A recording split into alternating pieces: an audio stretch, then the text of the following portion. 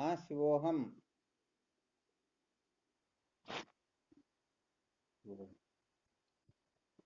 हाँ शिवोहम। क्या विषय चल रहा था अपना?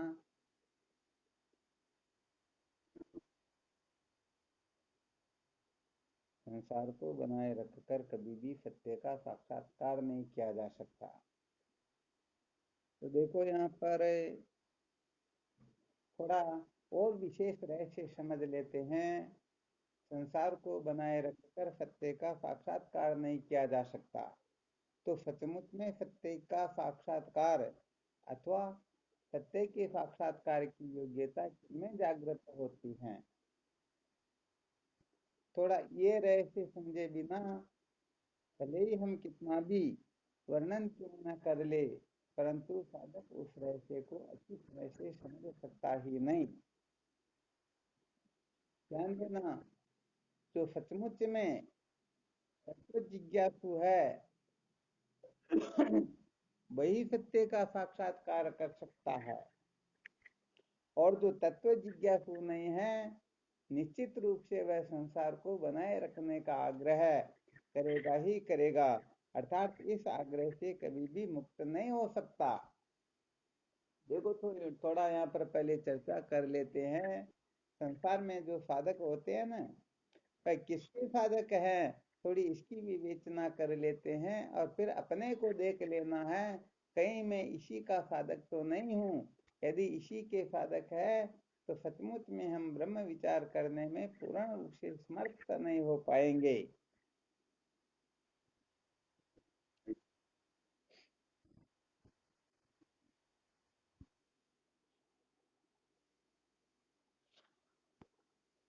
आगे ना समझ में?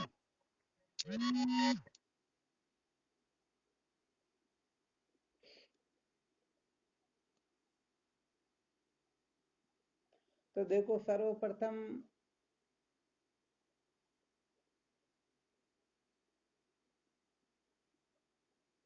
इस रहस्य को अच्छी तरह से समझ लेते हैं कि कैसे निर्णय किया जाए कि कौन किसका साधक है।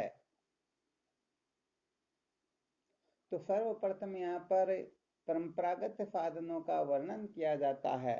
हालांकि ये भी ब्रह्म विद्या के साधन हैं, परंतु इनको कौन से साधन कहते हैं? परंपरागत साधन।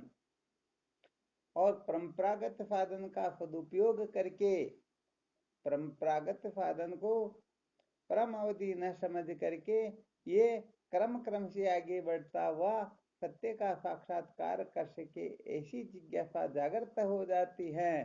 परंतु यदि इसी जगह पर अटक जाए तो वह कभी भी सचमुच में ब्रह्म विचार करने की योग्यता से वंचित ही रह जाते हैं। तो देखो, एक तो धर्म की कक्षा होती है, एक उपासना की कक्षा होती है, एक योग की कक्षा होती है। अच्छा ध्यान देना, अपना विषय चल रहा था ज्ञान के प्रतिबंधक। तो यहाँ पर थोड़ा रहस्य इस प्रकार से बता रहे हैं कि यदि अंतः शुद्धि के लिए इनका कोई सेवन करता है शास्त्रोक्त रीति से, तो ये प्रायः उसे आगे बढ़ाने में सहायक हो जाया करते। और यदि यहीं पर डेरा डालकर बैठ जाए तो ये भी ज्ञान के प्रतिबंधक हो जाते हैं। इसीलिए थोड़ा इनकी विवेचना कर देते हैं। तो देखो, धर्म, उपासना और योग, ये तीनों ही जो परंपरागत साधन कहलाते हैं, अर्थात इनका परंपरागत साधनों में वर्णन किया जाता है, इनको परंपरागत साधनों के रूप में स्वीकार किया जाता है। कैसे पता चलेगा कि ये धर्म का अधिकारी है अथवा उपासना का अधिकारी है या योग का अधिकारी है? कौन बताएंगे? मोहनानंद जी महाराज। हाँ शिवम बोलो। धर्म का जो अधिकारी होता है, उपासना का जो अधिकारी होता है, योग का जो अधिकारी होता है, प्राय उनमें किस प्रकार के लक्षण पाए जाते?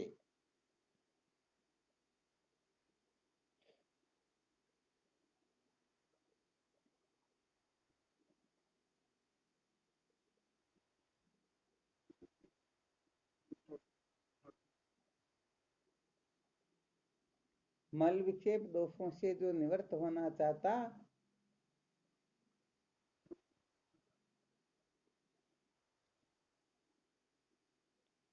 अच्छा, नहीं, यहाँ पर विषय ये चल रहा है कि धर्म का अधिकारी कौन है, उपासना का कौन है, योग का कौन है।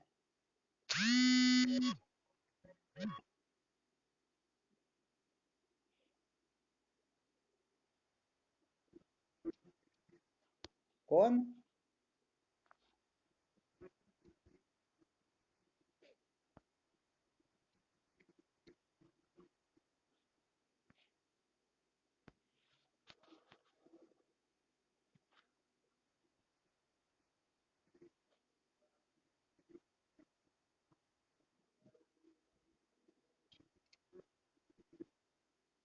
हाँ, शिवोहम।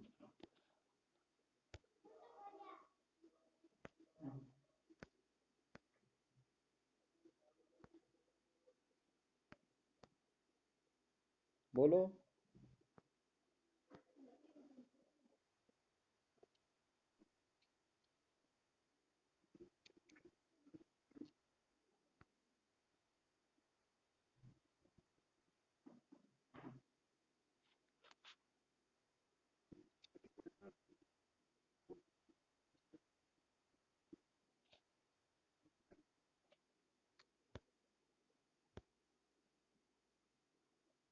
हम्म। चलो, ठीक ठीक बताए, और परंतु पूरा क्लियर नहीं हुआ।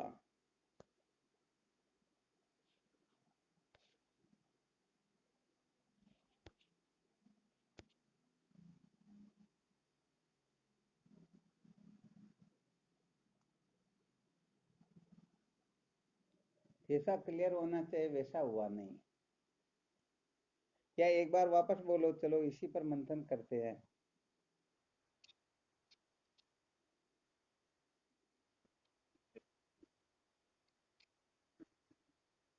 हाँ, मल की निवृत्ति के लिए तो करना पड़ेगा, परंतु किसी में मल है और उसको वह मल दोष तकलीफ ही नहीं दे रहा, तो फिर क्यों वह धर्म का अधिकारी होगा।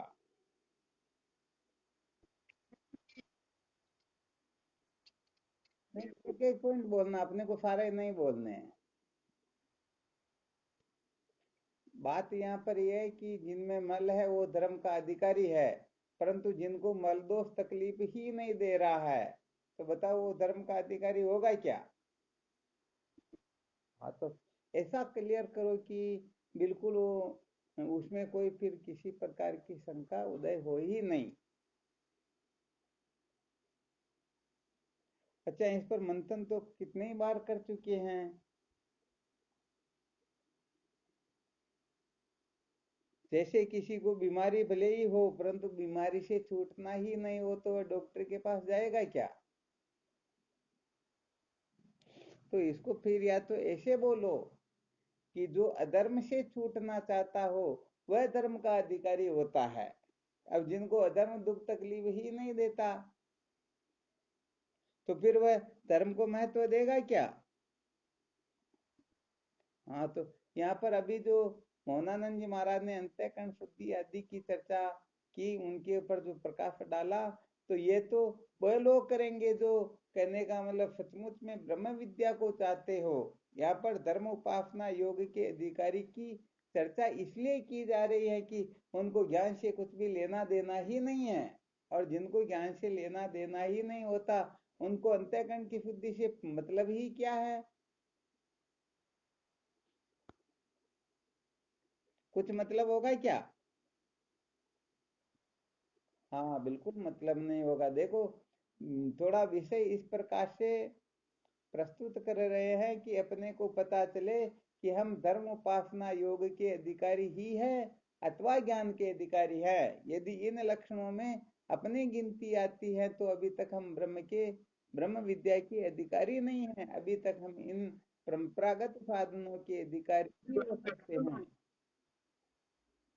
ज्ञान के जो प्रतिबंधक साधनों का वर्णन हो रहा ना, ये इसीलिए किया जा रहा है कि कहीं हम इनकी गिनती में तो नहीं आ रहे हैं। आ गया समझ में। तो देखो अपने को यहाँ पर केवल इतना ही समझना है, जो केवल और केवल मात्र अधर्म को ही दुखों का कारण समझता है, जो अधर्म से ही मुक्त होना चाहता है, अधर्म से ही छूटना चाहता है, इसके सिवाय न तो उसको ब्रह्म विचार से प्रयोजन है और न विवेकादि साधनों से कुछ वास्ता है, तो वह कुल मिलाकर के धर्म का ही अधिकारी होता है। किसका अधिकारी होगा? हाँ, वह केवल मात्र धर्म का ही अधिकारी होगा, इसके सिवाय वह और किसी का अधिकारी हो नहीं सकता। तो यहाँ पर यही विशेष रहस्य अपने को समझना है। अपन सचमुच में बंधन का कारण क्या समझ रहे हैं, क्योंकि जिसको बंधन का कारण समझेंगे उसी से छूटने की चेष्टा करेंगे, अथवा और किसी के लिए करेंगे क्या? नहीं करेंगे ना।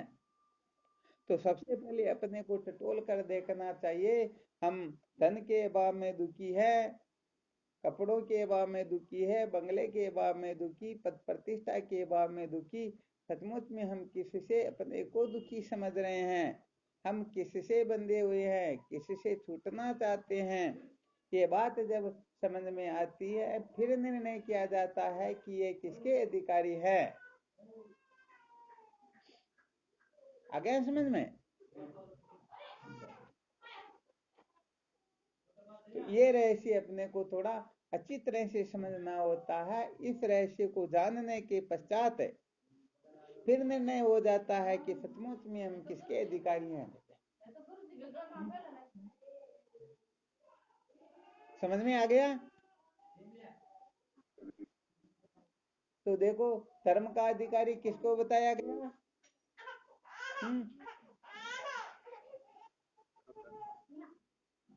जो अधर्म को बंधन का कारण समझता हो, अधर्म से जो छूटना चाहता हो, जिसे अधर्म पसंद नहीं हो, ध्यान देना अच्छी तरह से, क्योंकि ये रहस्य जाने बिना सचमुच में हम ब्रह्म अधिकारी हो नहीं सकते।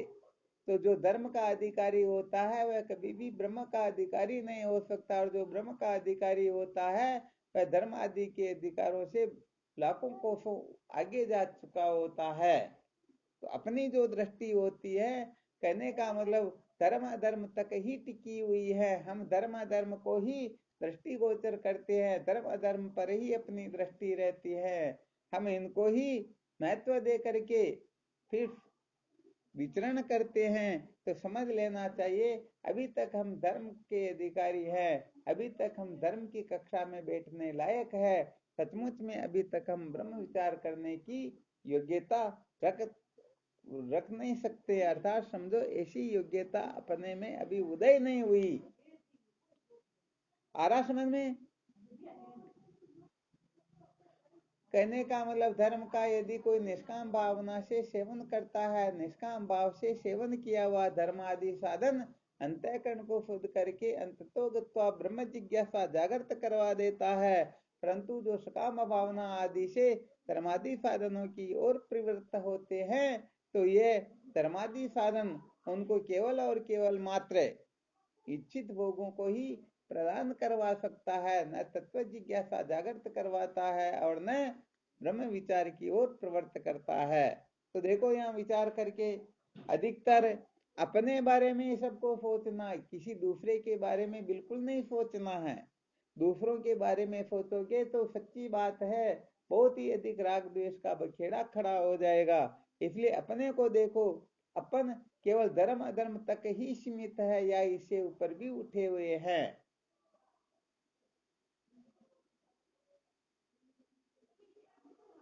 जैसे कोई हवाई जहाज में बैठ करके चल रहा हो तो नीचे कौन व्यक्ति क्या कर रहा है, क्या उनका मिलने वाला है, दोस्त दुश्मन है, वह पहचान पाएगा क्या?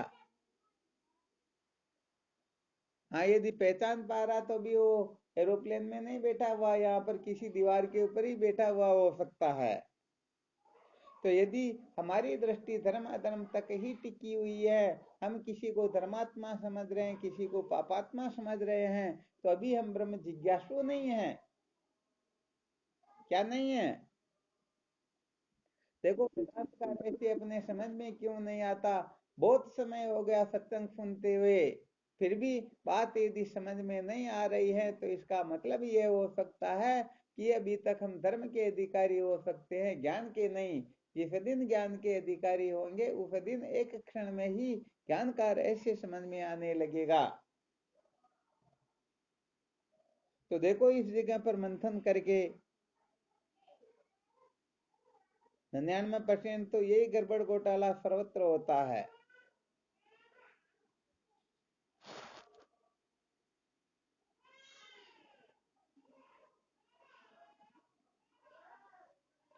पक्का या कच्चा?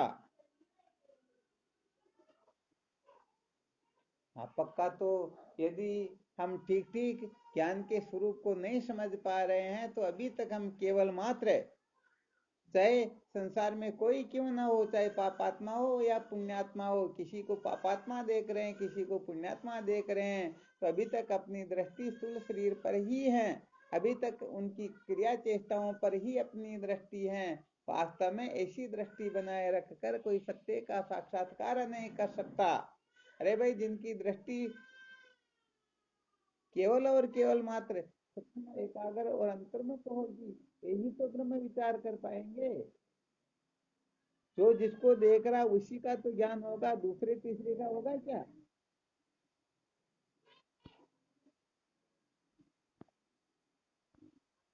दूसरे तीसरे का नहीं होगा ना। तो यहाँ पर कहने का मतलब है, कौन क्या कर रहा, कौन कैसे, वो ज्ञानी है या अज्ञानी है, अभी तक वो संत है या नहीं, अभी तक वो समझदार है या नहीं, यदि अपनी ऐसी ही दृष्टि बनी हुई है तो समझना चाहिए अभी तक हम धर्म के अधिकारी हैं। हालांकि धर्म के अधिकारी हो सकते हैं, परंतु अभी तक शायद धर्म के सच्चे अधिकारी भी, क्योंकि धर्म के सच्चे अधिकारियों के लक्षण भी कुछ और होते हैं।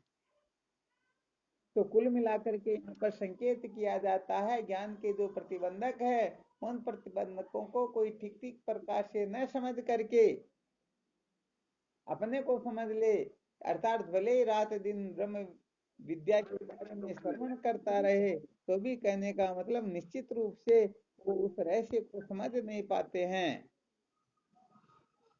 आ गया समझ में?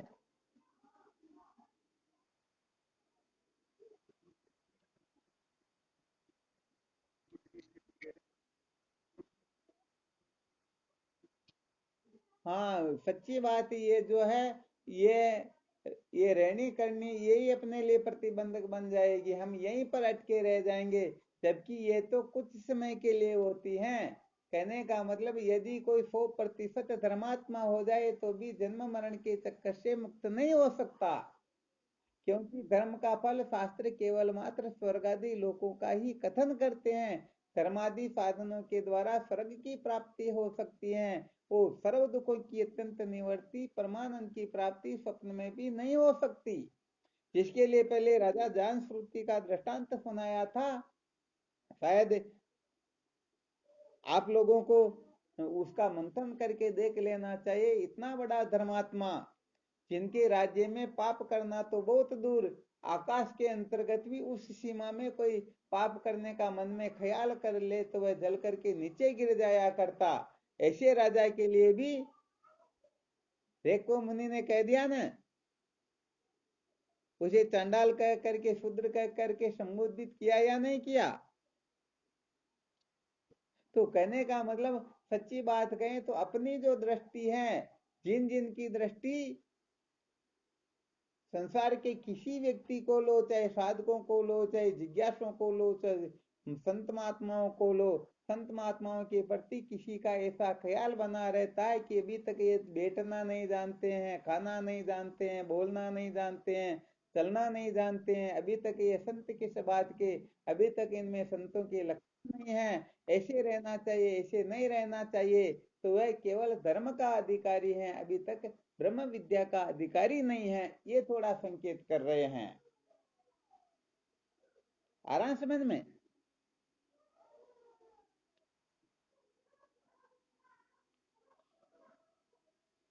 तो देखो यहाँ पर धर्म जो होता है वह अपनी वासनाओं का वर्गीकरण कर देता है। क्या कर देता है? हाँ, वासनाओं का वर्गीकरण कर देता है। अर्थात धर्म जो है 50% अधर्म की वासनाओं को निवृत्त कर देता है, परंतु 50% वासनाएं तो शेष रह जाती ना।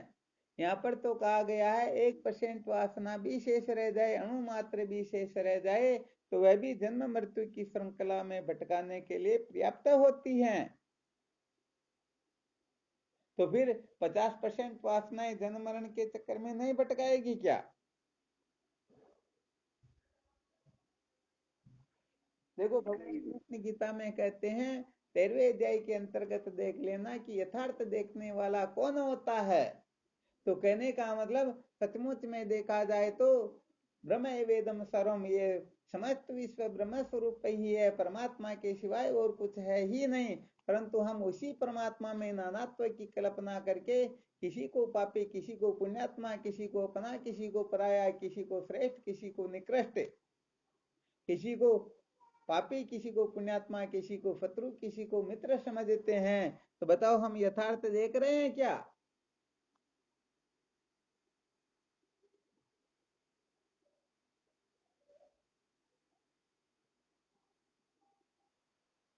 नहीं देख रहे हैं, बिल्कुल सत्य बात है। तो यहाँ पर जो उपाधि के सहित देखता है वह अज्ञानी होता है, जो अज्ञानी होता है वह धर्म का अधिकारी हो सकता है, ज्ञान का अधिकारी होता नहीं। तो ज्ञान का अधिकारी होगा, उनकी दृष्टि केवल आत्मा दृष्टि ही होगी, अनात्म दृष्टि उनकी निवृत्त होने लग जाएगी, क्योंकि वास्तव में अनात्मा जो है यह नित्य होता है, यह झूठा होता है, सार होता है, मिथ्या होता है। और मिथ्या वस्तु के बारे में, अरे रज्जु में दिखाई देने वाला सर्प ये निकृष्ट है और रज्जु में दिखाई देने वाली माला वो श्रेष्ठ है, ऐसा ठीक ठीक है क्या?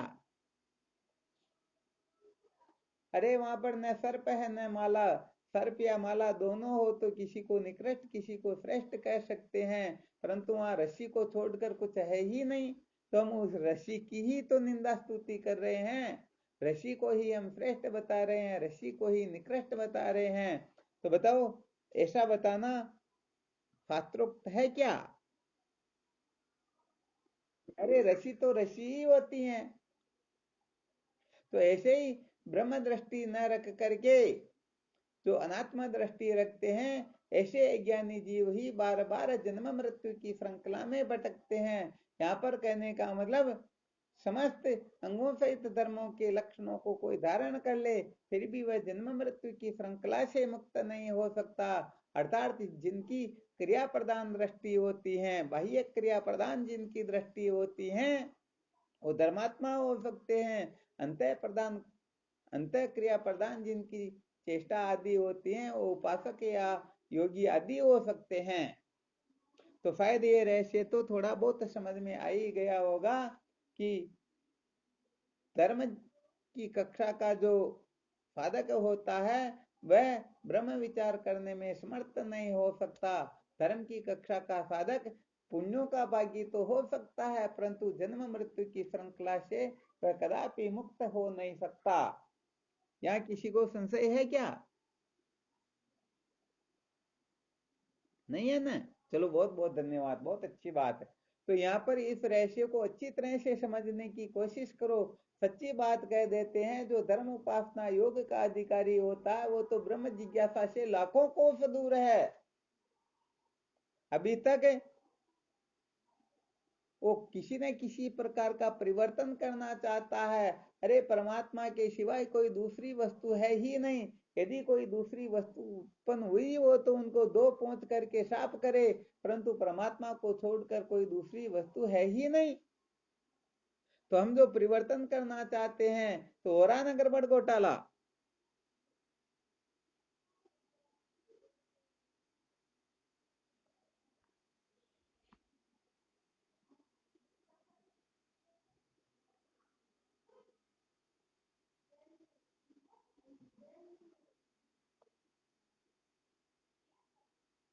अच्छा, इस जगह किसी को और कोई शंका हो तो देख लो। वैसे सच्ची बात बताएं तो ज्ञान का रहस्य समझ में नहीं आ रहा, तो सबसे बड़ा कारण यही हो रहा कि हम धर्म, उपासना या योग, इन तीन में से किसी के अधिकारी हो सकते, अभी ज्ञान के अधिकारी नहीं है, ऐसा समझना चाहिए। यदि हम, जैसे श्रुति माता कहते हैं ना, गुरुरेव साक्षात परब्रह्म, गुरुदेव साक्षात ब्रह्म है, यदि इसमें संशय होता है तो समझ लेना चाहिए अभी हम ब्रह्म जिज्ञासु नहीं हैं, अभी हम धर्म की कक्षा के अधिकारी हो सकते हैं, उपासना के हो सकते हैं, योग के हो सकते हैं।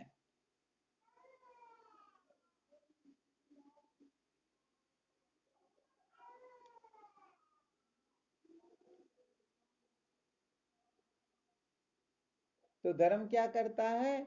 वासनाओं का वर्गीकरण कर देता है। और उपासना जो होती है, उपासना वासना को एकोन्मुख कर देती है। ध्यान देना अच्छी तरह से, क्या कर देती है उपासना? वासना को एकोन्मुख कर देती हैं। अर्थात उपासना जो होती है ये 99% वासनाओं को मिटा देती हैं, केवल मात्र 1% वासना ही शेष रहती हैं। तो उपासना में क्या होता है? इष्ट के सिवाय बाकी जितनी भी वासनाएं उनकी शांत हो जाती हैं। क्या हो जाती हैं? हाँ देखो, सच्ची बात बताएं तो ये सारा संसार भक्त की जो दृष्टि होती है, सिया राम मैं सब जग जानी, करूं प्रणाम जोरी दुख पानी। कहने का मतलब इस संसार में यदि वह किसी को भी अच्छा बुरा समझ रहा है तो अभी तक सचमुच में वो भगवान का भक्त नहीं है। वह जानता है कि सारी की सारी सृष्टि ईश्वर की लीला मात्र है, ईश्वर के द्वारा बनाई हुई है, इसलिए इनमें कौन अच्छा होता कौन बुरा होता ये दखलंदाजी उसे भी कष्ट नहीं पहुंचाती। वह जानता है कि मेरे जो प्रियतम है उसने जो कुछ भी किया, जो कुछ भी बनाया वो ठीक ठीक ही है। मेरी क्या औकात में उनमें पूर्ण दोषों की कल्पना करूं, किसी को श्रेष्ठ बताऊं, किसी को निकृष्ट बताऊं। यदि वह बता रहा तो समझो सचमुच में वह भगवान का उपासक नहीं है, भगवान का भक्त नहीं है। क्योंकि भगवान की क्रिया चेष्टा पर वह क्या कर रहा है? आक्षेप कर रहा, उसमें कमी निकाल रहा है। तो कहने का मतलब यदि भगवान की किसी भी क्रिया में, किसी भी चेष्टा में कोई कमी निकालता है तो बताओ भगवान का भक्त हो सकता है क्या?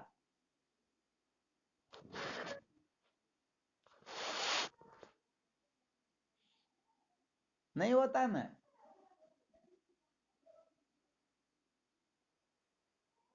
हाँ बिल्कुल नहीं होता, सत्य बात है, वास्तविकता तो यही है। अरे भाई देखो, व्यवहार दृष्टि में भी देखा जाए तो किसी की माँ यदि वो डाकिन भी हो फिर भी कहते हैं कि मेरी माँ डाकण है। तो बताओ भगवान का भक्त भगवान की किसी भी क्रिया चेष्टा में, भगवान की किसी भी लीला में वो कमी बेशी देखेगा क्या? हाँ, इसलिए कहने का मतलब जो भगवान को देखता है वह सचमुच में भगवान की लीला को कभी भी गड़बड़ घोटाले से युक्त नहीं बताता है। उनके लिए तो, उनकी दृष्टि में तो भगवान के सिवाय महत्वपूर्ण कुछ है ही नहीं। इसलिए इस संसार में क्या हो रहा है क्या नहीं हो रहा, इस गड़बड़ घोटाले के चक्कर में वह भी नहीं पड़ता है। तो इसके अंतर्गत क्या होता है? केवल और केवल मात्र 1% वासना शेष रह जाती हैं, बाकी 99% वासनाएं मिट जाती हैं। परंतु ये बताया गया है कि अंश मात्र अग्नि भी समस्त विश्व को जलाकर भस्म करने की सामर्थ्य रखती हैं। आ गया समझ में? तो बताओ 1% वासना भी काम बिगाड़ सकती है ना? हाँ, तो यहाँ पर कहने का मतलब जो अच्छी तरह से इस रहस्य को समझ लेता है तो वह भगवान का भक्त हो सकता है, वह उपासक हो सकता है। तो देखो, धर्म की कक्षा से थोड़ी ये ऊंची कक्षा हो गई, उपासना की कक्षा। परंतु जो उपासक होता है उनके हृदय में भी ब्रह्म जिज्ञासा जागृत नहीं होती है, क्योंकि ये ब्रह्म जिज्ञासा तो जिनका अंतिम जन्म होता है सचमुच में उनके हृदय में ही जागृत होती है। अभी तो इनका जन्म हुआ है, अभी तो ये छोटे छोटे हैं।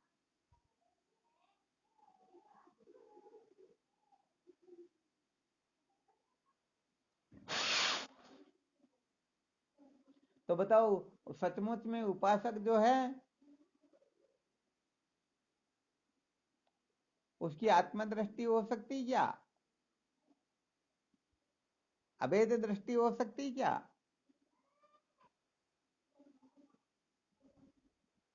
तो कहने का मतलब है शरीर से तो ऊपर उठ जाता है, इंद्रियों से ऊपर उठ जाता है, देह क्या कर रहा, इंद्रियां क्या करी, उनकी इतनी परवाह नहीं होती है, परंतु मन में तो अटका ही रहता है। तो मन में जो वासनाएं होती हैं उन वासनाओं को 99% यदि कोई मिटा देता है तो कौन मिटाता है?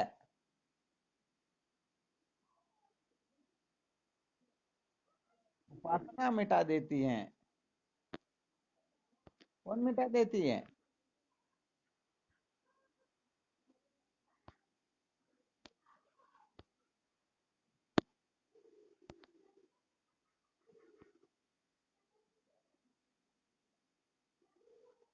अच्छा थोड़ा विचार करके बताओ, 99% वासनाएं मिट गई तो इसे हम कृतार्थ क्यों नहीं हो सकते? चलो नहीं तो ये फिर आगे रखेंगे, योग की कक्षा में 100% वासनाएं निरुद्ध हो जाती हैं। ध्यान देना अच्छी तरह से। धर्म उपासना का, धर्म जो है वासनाओं का वर्गीकरण करता है, उपासना वासनाओं को एकोन्मुख कर देती है, और योग जो है इन वासनाओं को दबा देता है, शांत कर देता है। फिर बताओ, योग के द्वारा जन्म मृत्यु की श्रृंखला से छुटकारा क्यों नहीं प्राप्त होता?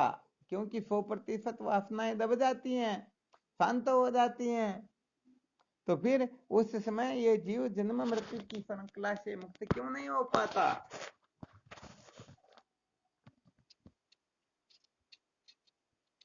अरे वाह, क्या बात, बहुत बहुत धन्यवाद। समझो स्वर्णाक्षरों में लिखने योग्य हैं। अरे चित्त की अंतःकरण की समस्त वासनाएं भले ही निरुद्ध क्यों न हो जाए, परंतु चित्त तो ज्यों का त्यों शेष रह जाता है। और जब चित्त शेष है तो बताओ फिर वासनाएं उदय नहीं होगी क्या? यहाँ पर सच्ची बात तो ये है कि चित्त का बाध नहीं होता है, और चित्त के बाद हुए बिना कोई कभी भी कृतार्थ हो नहीं सकता। तो कुछ समय के लिए जो चित्त का बाध होता है, अरे ऐसा तो मूर्छा में भी हो जाता है, सुषुप्ति में भी हो जाता है। तो ये सचमुच में जीवन का सार नहीं होता है।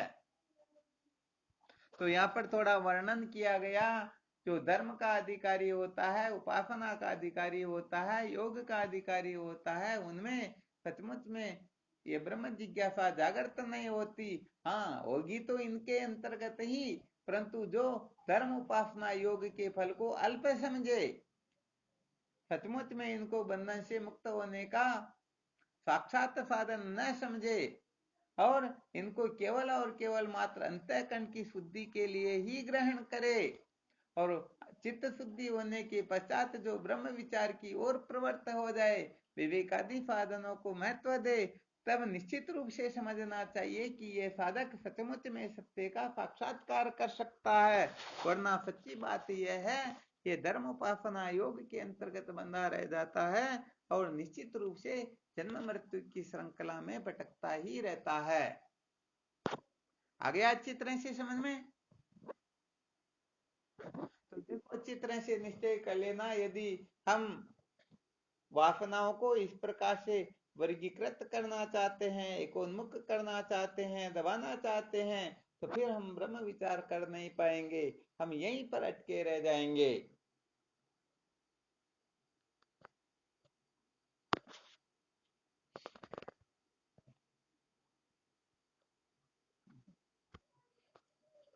ये विशेष बात है। अब इसमें किसी को शंका हो तो बोलो।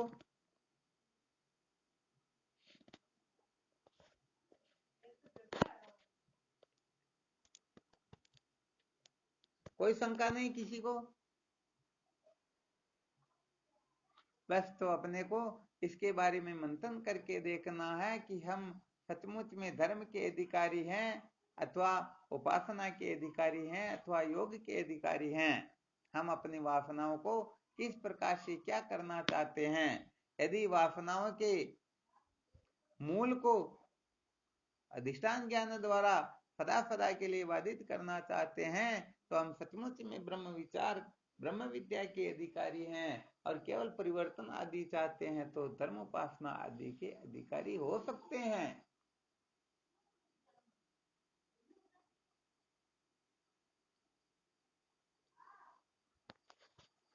तो ज्ञान के जो प्रतिबंधक अर्थात ज्ञान के जिन साधनों का वर्णन किया जा रहा है कि ज्ञान क्यों नहीं होता है, तो यहाँ पर फिर 3 प्रकार के प्रतिबंधकों का वर्णन किया जाएगा।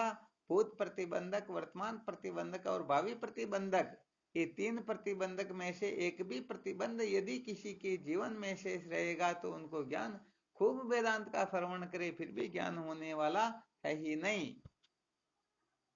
भूत प्रतिबंधक से तात्पर्य होता है ज्ञान में प्रवृत्त होने से पहले किसी प्रकार की कल्पना कर रखी हो, जिसका फिर कल शायद वर्णन करेंगे। और भावी प्रतिबंधक का मतलब ज्ञान तो भले ही हमको हो जाए परंतु हमको ब्रह्मलोक आदि मिलना चाहिए, हमको ब्रह्मलोक के अधिष्ठाता आदि बनना है, ऐसा निश्चय करके फिर ज्ञान विचार की ओर प्रवृत्त होते हैं। तो जब तक, कहने का मतलब उनका ये पूर्ण नहीं हो जाता है तब तक वो कृतार्थ नहीं होते हैं। ज्ञान भी उनको हो जाए तो यह बाधित ही रहता है। पहले ब्रह्मलोक की इच्छा अथवा प्रारब्ध आदि जो शेष था उसके फलस्वरूप उनको वो समय स्वर्ग या ब्रह्मलोक के अंतर्गत पूरा करना होगा, उसके पश्चात ही वो विदय मुक्त हो पाएंगे। और वर्तमान जो प्रतिबंधक है ये 4 प्रकार के होते हैं: विषयाशक्ति, बुद्धि की मंदता, कुतर्क और दुराग्रह। तो ये सारे के सारे प्रतिबंधक जब हटते हैं तभी ये जीव अपने सत्य स्वरूप का साक्षात्कार करके सदा सदा के लिए निर्भय हो सकता है। अब क्या कहें, अनेक प्रकार के प्रतिबंधक अपने सिर पर बैठे हुए हैं, और फिर कहने का मतलब गड़बड़ घोटाला अपन बहुत सारा करते हैं, और फिर चाहे कि नहीं नहीं हमें ब्रह्म साक्षात्कार हो जाए, तो सच्ची बात यह है कि हमें ब्रह्म साक्षात्कार हो नहीं पाएगा। इसलिए हमें अपनी अक्ल होशियारी का अच्छी तरह से त्याग करके फिर शास्त्रोक्त रीति से ब्रह्म विचार करना होगा। तो सच्ची बात तो ये, जब तक ठीक ठीक विवेक जागृत नहीं होता है तब तक हम बड़े बड़े गड़बड़ घोटाले करते हैं। कहने का मतलब हम जैसे गंगा जी जाते हैं ना कुछ पाप मिटाने के लिए, और वहां जाकर के इतना बड़ा अपराध कर लेते हैं कि शायद फिर उनका कहीं पर प्रायश्चित ही न हो।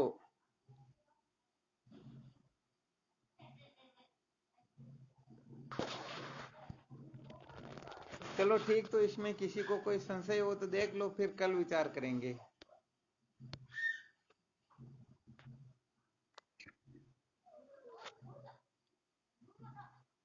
हाँ, कुल मिलाकर के अच्छी तरह से मंथन करना। ज्ञान का रहस्य यदि समझ में नहीं आ रहा है तो फिर कहने का मतलब ये धर्म उपासना योग हम कहीं पर अटके हुए हैं। हम, कहने का मतलब, या तो शरीर में परिवर्तन करना चाहते हैं अथवा कर्म इंद्रियों में परिवर्तन करना चाहते हैं, ज्ञान में परिवर्तन करना चाहते हैं, मन बुद्धि में, अंतःकरण में परिवर्तन करना चाहते हैं। देखो, ज्ञान जो है वस्तु में परिवर्तन करना, ये ज्ञान का स्वभाव नहीं है। ये परिवर्तन जो चाहते हैं उनके लिए धर्म उपासना योग ही आवश्यक होंगे, वरना वो परिवर्तन जैसा चाहते वैसा हो नहीं पाएगा। ज्ञान तो केवल अज्ञान का निवर्तक होता है। तो होता है क्या है कि सच्ची बात कहें तो हम देह से, इंद्रियों से, मन बुद्धि के साथ में इतना चिपके हुए हैं कि हम रात दिन इसके बारे में ही सोचते हैं। रात दिन अपनी यही कल्पना चलती कि हमारे भोगों को कोई ठग न ले, हमारे धन को कोई ठग न ले, हमें कोई बेवकूफ न बना दे, हमें कोई पागल न कर दे। ऐसी ऐसी अनेक प्रकार की कल्पनाएं करके ये साधक जन्म मृत्यु की श्रृंखला में भटकता ही रहता है।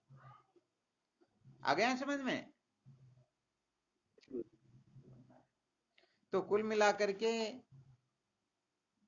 सबसे पहले अच्छी तरह से निश्चय कर लेना चाहिए कि हमारी जो दृष्टि है वो आत्मा दृष्टि हम आत्म दृष्टि को महत्व देते हैं तो अनात्म दृष्टि को देते हैं। यदि अनात्म दृष्टि को महत्व दे रहे हैं तो केवल और केवल मात्र देह इंद्रियां प्राण मन बुद्धि की क्रिया चेष्टाओं को ही, इनकी अच्छी बुरी क्रिया चेष्टा को ही ध्यान में रख करके फिर निर्णय करेंगे कि ये ज्ञानी है या अज्ञानी है, ये गुरु बनने लायक है या नहीं है, ये अभी खुद भी समझदार है या नहीं, ऐसी ऐसी अनेक प्रकार की कल्पनाएं करेंगे। और सच्ची बात यह है कि जिनकी उपाधि पर दृष्टि होती है, जो अनात्म पदार्थों पर दृष्टि रखते हैं, उनको कभी भी आत्म तत्व का साक्षात्कार होता ही नहीं। ऐसे जीव जन्म मरणादिक संसार में भटकते ही रहते हैं।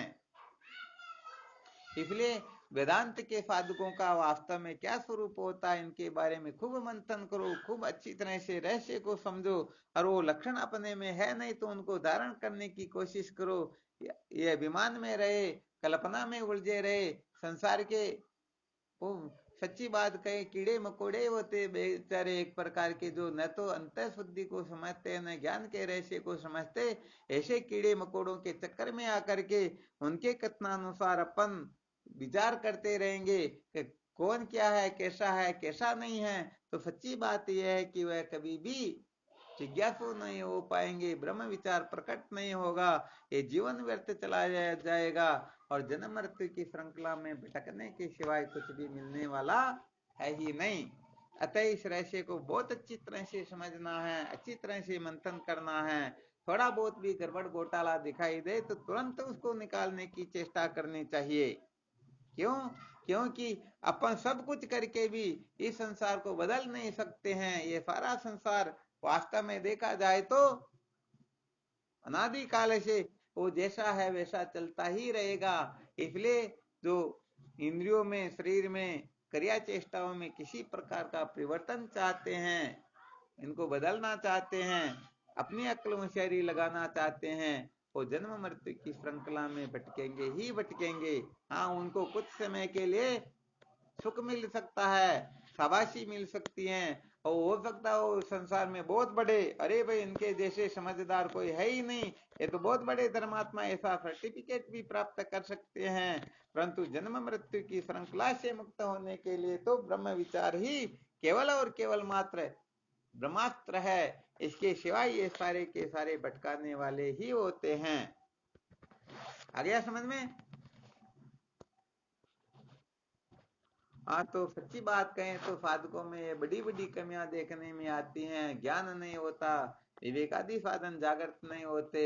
अभी तक कहने का मतलब जैसी स्थितियां होनी चाहिए हो नहीं रही, तो कुल मिलाकर के इनकी दृष्टि केवल स्थूल शरीर को ही लक्ष्य करती है। ये केवल शरीर को देखते हैं, शरीर की क्रिया चेष्टाओं को देखते हैं। ये कुल मिलाकर के अनात्म प्रपंच में ही उलझे रहते हैं। इसलिए सत्य को जाने बिना कभी भी दुखों का अंत नहीं होता। और सत्य के साक्षात्कार के लिए क्या करना होता है? संसार को बनाए रखने का जो आग्रह है, इस आग्रह से सम्यक प्रकार से छुटकारा प्राप्त करना होता है। क्योंकि संसार को बनाए रखकर कभी भी सत्य का साक्षात्कार नहीं किया जा सकता, यही सिद्धांत है। आ गया समझ में? चलो ठीक, करो फिर साधन भजन।